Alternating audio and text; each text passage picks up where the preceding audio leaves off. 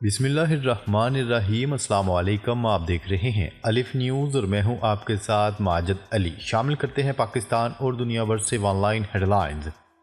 یمن کی مسلح افواج نے آج صبح ایک منفرد کارروائی میں مقبوضہ علاقوں کے مرکز تل ابیب کو نشانہ بنایا۔ مختلف علاقوں میں آگ لگ گئی۔ صہیونی حکومت کے میڈیا ذرائع نے اعلان کیا ہے کہ مقبوضہ علاقوں میں یمنی فورسز کے میزائل حملے میں متعدد صہیونی زخمی ہوئے ہیں۔ الجزیرہ نے صہیونی حکومت کے ذرائع ابلاغ کا حوالہ دیتے ہوئے اعلان کیا ہے کہ اسرائیل کے دارالحکومت تل ابیب میں یمن سے داغے گئے میزائل کے حملے میں کم از کم 30 صہیونی زخمی اور بڑے پیمانے پر آگ لگ گئی۔ پڑوسی ممالک طویل جنگ سے تھکے ہوئے شامیوں کو اپنا دشمن نہ سمجھے۔ ابو محمد الجولانی شام میں بشار الاسد کا تختہ الٹنے والے باغی گروہ تحریر الشام کے سربراہ احمد الجولانی نے غیر ملکی میڈیا کو انٹرویو میں اہم انکشاف کیے ہیں۔ برطانوی خبرساں ادارے بی بی سی کو انٹرویو میں شام کے ملٹری آپریشن ڈپارٹمنٹ کے سربراہ احمد الشرح نے القاعدہ سے اپنے تعلقات سے انکار کرتے ہوئے کہا کہ ہمارا کسی بیرونی تنظیم سے کوئی تعلق نہیں۔ ابو محمد الجولانی کا کہنا تھا کہ ہمارا القاعدہ کا حصہ ہونا اب ماضی کا قصہ بن چکا ہے۔ فی الحال ہمارا اولین مقصد شام کے مفادات کے مطابق کام کرنا ہے۔ اسرائیل کی غزہ میں بربریت تازہ کارروائی میں مزید 77 فلسطینی شہید۔ اسرائیل کی غزہ میں بربریت جاری، بربریت کا سلسلہ نہ رک سکا۔ صہیونی فورسز کی تازہ کارروائی میں 77 فلسطینی شہید جبکہ متعدد زخمی ہو گئے۔ غزہ میں 2 اسکولوں پر اسرائیلی بمباری سے 15 فلسطینی شہید ہوئے۔ 7 اکتوبر 2023 سے شہید فلسطینیوں کی تعداد 45,206 تک پہنچ چکی ہے۔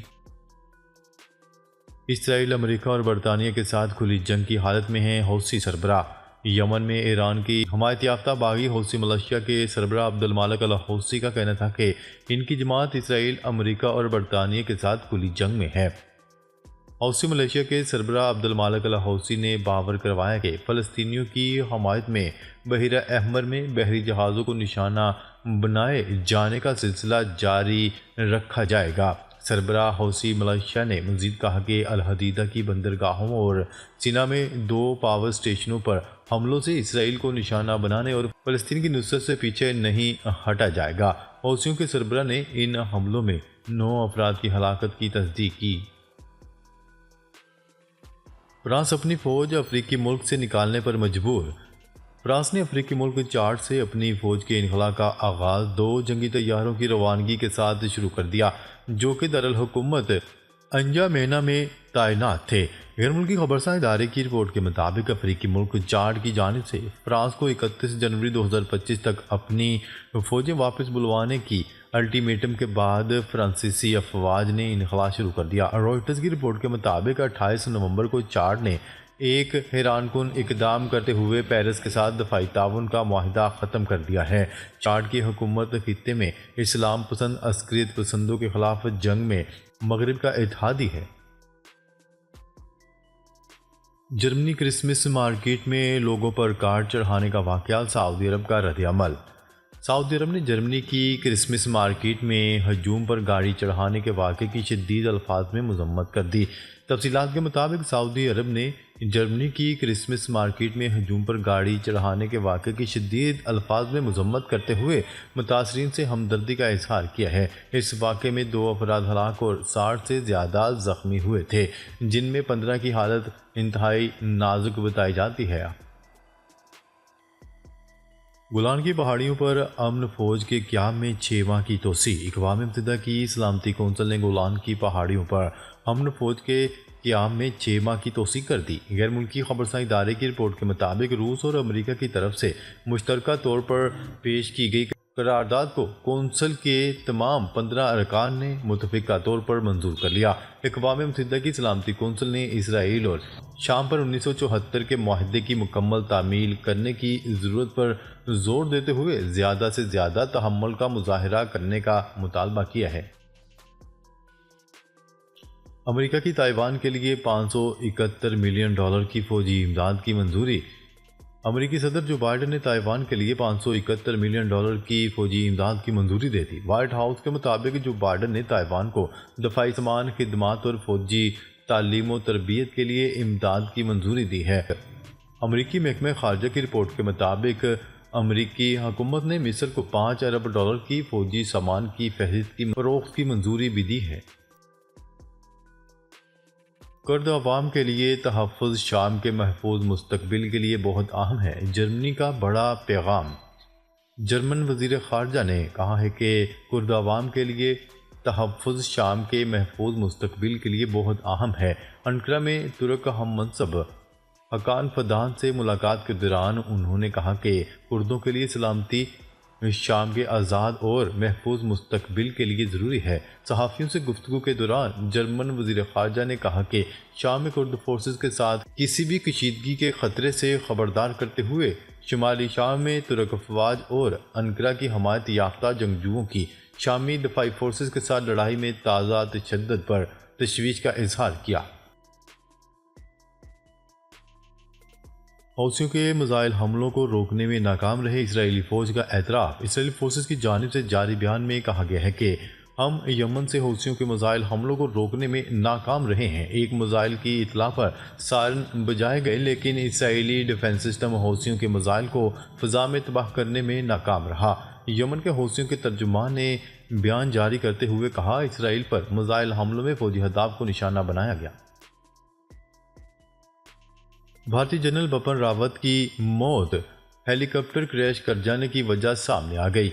بھارت کے chief of defence staff general Bipin Rawat کی ہیلی کاپٹر کریش میں موت کی وجہ انسانی غلطی قرار دے دیا گیا۔ بھارت کے بااثر اور وزیر اعظم نریندر مودی کے قریب سمجھے جانے والے chief of staff general Bipin کی ہیلی کاپٹر کریش میں موت سے متعلق رپورٹ 3 سال بعد منظر عام پر آ گئی۔ ایلون مسک کا جرمن چانسلر سے مستعفی ہونے کا مطالبہ۔ ٹیسلا اور اسپیس ایکس جیسی کمپنیوں کے مالک ایلون مسک نے جرمن چانسلر اولف شولز سے مستعفی ہونے کا مطالبہ کر دیا۔ جرمنی کے شہر ماگدیبرگ میں ایک شخص کی جانب سے ہجوم پر گاڑی چڑھانے کے واقعے کے بعد ایلون مسک نے جرمن چانسلر پر شدید تنقید کرتے ہوئے ان کے لیے بہت ہی سخت الفاظ استعمال کیے۔ ایلون مسک نے اس حملے پر جرمن چانسلر اولف شولز سے مستعفی ہونے کا مطالبہ کیا ہے۔ لبنان میں پیجر دھماکے، اسرائیلی ایجنسی ایجنٹ کے خوفناک انکشافات۔ اسرائیل کی جانب سے 17 ستمبر کو لبنان کے مختلف علاقوں میں پیجر دھماکوں کی کارروائیوں کے بارے میں بہت سی تفصیلات اب بھی اسرار میں ڈوبی ہوئی ہیں، تاہم موساد کے ایک رکن نے ان میں سے کچھ تفصیلات کا انکشاف کر دیا۔ غیر ملکی خبرساں ادارے کی رپورٹ کے مطابق ڈائریکٹر ایجنٹ، جس کا تخلص گیبریل ہے، نے بتایا کہ اس غیر معمولی آپریشن کی تیاری 2022 میں شروع کر دی گئی تھی۔ انہوں نے کہا کہ موساد کو 2 سال قبل معلوم ہوا تھا کہ حزب اللہ تائیوان کی گولڈ اپولو کمپنی سے پیجر خرید رہی ہے، تو اس نے اسی وقت منصوبہ بندی شروع کر دی۔ ایرانی ریال کی قدر میں مسلسل گراوٹ 10% تک نیچے آ گیا۔ ایران کو اقتصادی اعتبار سے بڑے دھچکے کا سامنا کرنا پڑ رہا ہے۔ اس وقت ایران کی ریال کی قدر میں 10% سے زیادہ کی کمی مانیٹر کی گئی۔ رپورٹ کے مطابق صدارتی انتخابات میں کامیابی کے بعد اور خطے کی بگڑتی ہوئی صورتحال نے ایرانی ریال کی مسلسل تنزلی میں اہم کردار ادا کیا، جو آنے والے وقتوں میں ایران کے لیے معاشی مسائل میں اضافے کا باعث بن سکتا ہے۔ Pakistani ballistic missile programme White House کی پابندیاں، پینٹاگون کا یو ٹرن۔ امریکہ نے وائٹ ہاؤس کے ایک اعلیٰ عہدیدار کے اس دعوے کے بعد کہ ملک امریکہ میں اہداف کو نشانہ بنانے کی صلاحیت حاصل کر سکتے ہیں، پاکستان کے بیلسٹک میزائل پروگرام کے حوالے سے محتاط لہجہ اختیار کر لیا۔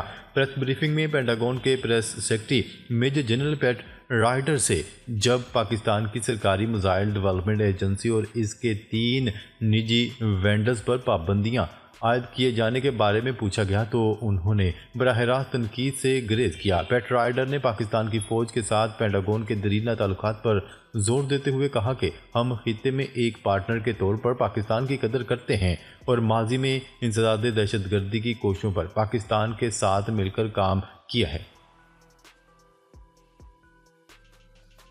ملائیشیا کے لاپتہ طیارے کی 10 سال بعد دوبارہ تلاش شروع۔